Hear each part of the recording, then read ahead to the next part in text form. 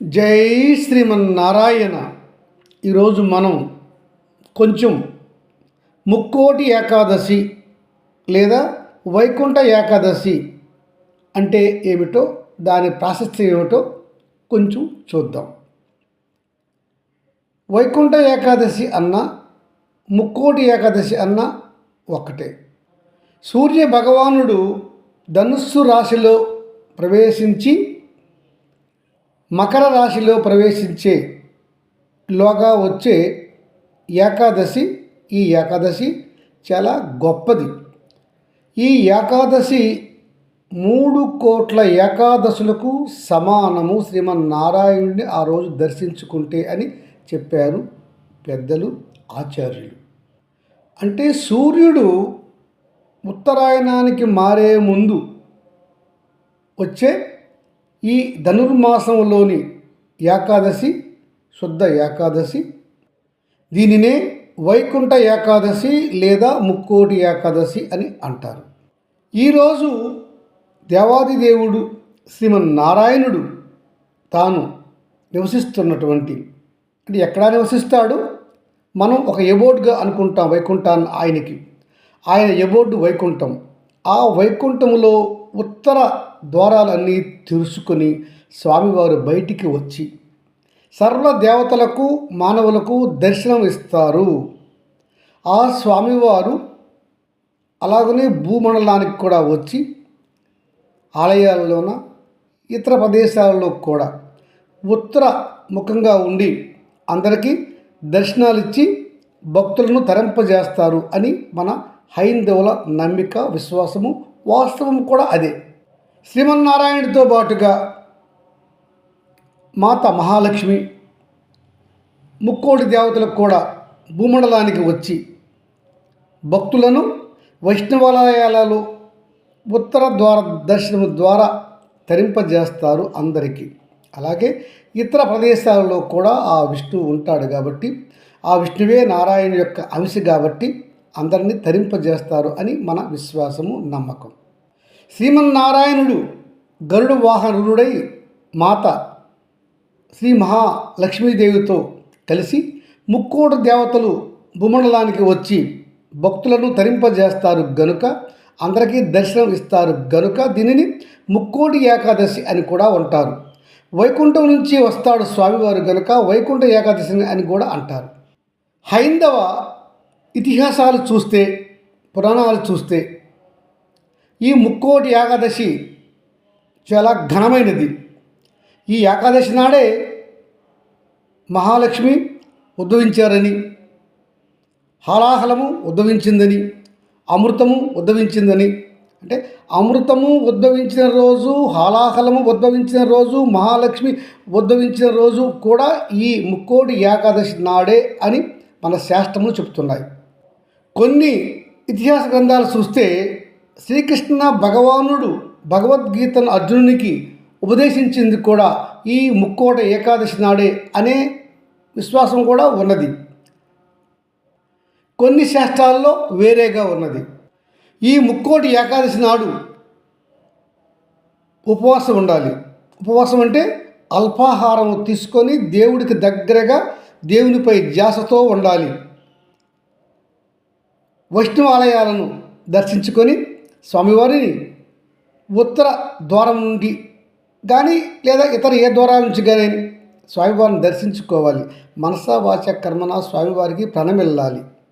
వీలుంటే జాగరణ చేయాలి.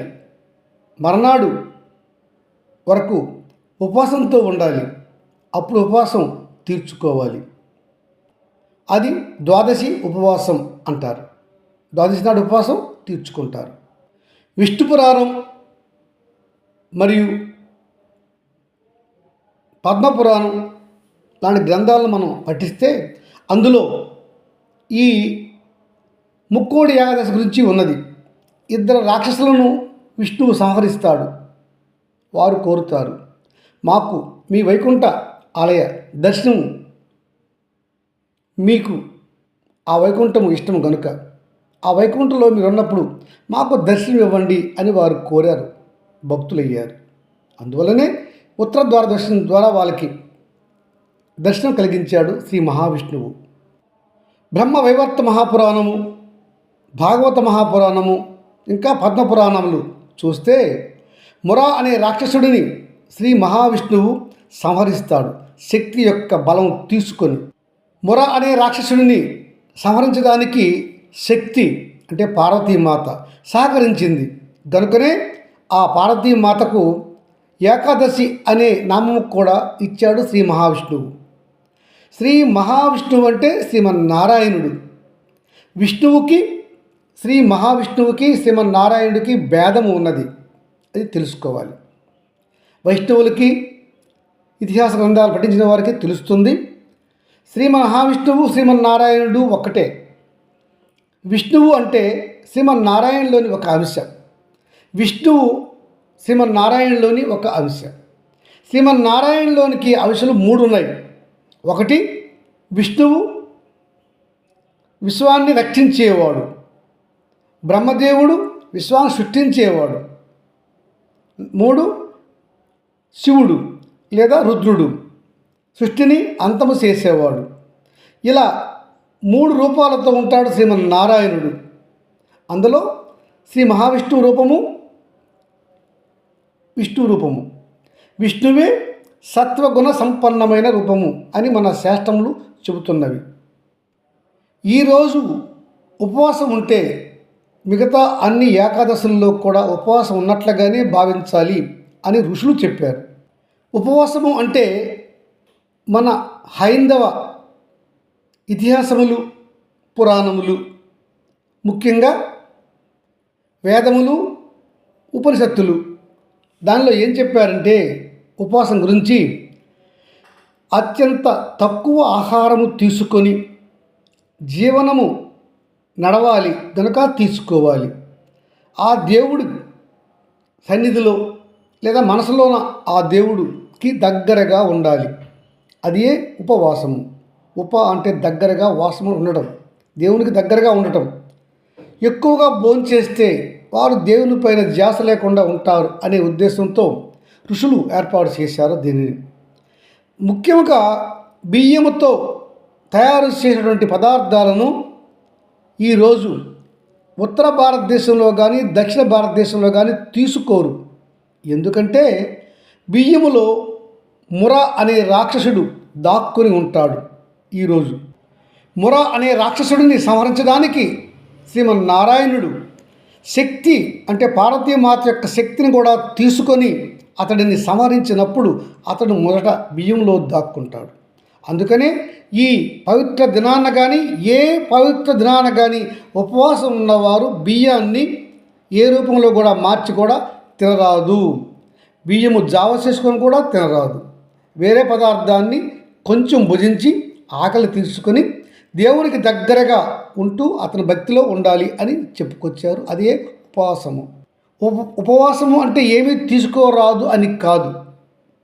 నేను చూసిన ప్రదేశాలలో కొంతమంది ఉపవాసం అని ఒక కేజీల గోధుమను, ఒక డజన్లు ఫలాలు తింటారు. అప్పుడు కడుపు భారం అవుతుంది. వారికి దేవుడి పైన ధ్యాస తగ్గుతుంది. దేవునికి దగ్గరగా వారు ఉండలేరు. కనుక బియ్యంతో తయారైన పదార్థాలు మాని ఇతర పదార్థాలు ఏమైనా పండ్లు లేకపోతే ఉపాహారము కొంచెం తీసుకొని, అంటే ఆకలితో ఉంటే మళ్ళా దేవుడి పైన ధ్యాస ఉండదు అనే ఉద్దేశంతో చెప్పారు ఋషులు ఇలాగా. కనుక తక్కువ ఆహారాన్ని తీసుకొని దేవుడిపై భక్తితో ఉండడమే ఉపవాసం. ఈ వైకుంఠ ఏకాదశి లేదా ముక్కోటి ఏకాదశి నాడు భక్తులు తక్కువ ఆహారాన్ని తీసుకొని కానీ తీసుకొనకుండా కానీ ఆ దేవుడికి దగ్గరగా ఉండాలి. అంటే ఆయన భక్తిలో ఉండాలి. వెళ్ళి ఆలయాలు, వైష్ణవాలయాల్లోనే జరుగుతుంది ఈ పండగ. ముఖ్యంగా వైష్ణవాలయాల్లోనే జరుగుతుంది.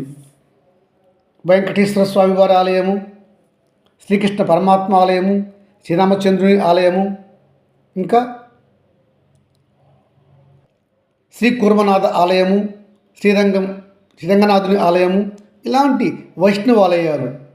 అనంత పద్మనాభ స్వామి ఆలయంలో బాగా జరుగుతుంది ఈ పండగ. అలాగే గురువాయూరప్ప ఆలయంలో కూడా బాగా జరుగుతుంది ఈ పండగ. ఇలా దేవుడికి ఈరోజు ఉత్తర ద్వార దర్శనం ద్వారా వెళ్ళి ఆ స్వామిని ఆ ఉత్తర ద్వార దర్శనంలో దర్శించుకోవడం చాలా ఉత్తమం. భక్తులకి తృప్తిగా ఉంటుంది. దేవుడు వారిని తప్పక ఆశీర్వదిస్తాడు అని మన ఇతిహాసములు పురాణములు చెబుతున్నవి. గనుక గరుడ వాహన రూఢుడై మాత లక్ష్మీమాత ఆదిలక్ష్మితో వస్తున్నటువంటి గరుడు వాహన రూఢుడైన శ్రీమన్నారాయణుడు శ్రీ మహావిష్ణువు భూమిపైకి వచ్చేశాడు. అన్ని వైష్ణవాలయాలలో ఆ స్వామివారు ఉన్నారు. రామాలయమా, కృష్ణాలయమా, వెంకటేశ్వర స్వామివారి ఆలయమా, లేక ఇంకా ఏ ఇతర వైష్ణవ ఆలయాలు, శ్రీరంగనాథ ఆలయమా, శ్రీకోరనాథ ఆలయమా అనేది కాకుండా ఏ ఆలయమైనా, వాసుదేవాలయం, ఏ ఆలయం తీసుకోండి, శ్రీమన్నారాయణుడే ఉంటాడు. ఆ శ్రీమన్నారాయణుడు వచ్చాడు, అమ్మతో వచ్చాడు, ముక్కోటి దేవతలతో వచ్చాడు. ఆ మహాదేవుడిని మనం ఏదో ఒక గుడిలో మీకు వీలైనంత వరకు ఉపవాసంతో వెళ్ళి దర్శించుకోండి. ఆయన కృపకు పాత్రులు కండి. మీరు, మీ శ్రీమతి, మీ కుమారులు, మనుమలు, మునిమనువులు అందరూ కూడా ఆ శ్రీమన్నారాయణుడి యొక్క ఆశీస్సులకు పాత్రులగురుగాక. జై శ్రీమన్నారాయణ. మీ నరసింగరావు, సిహెచ్.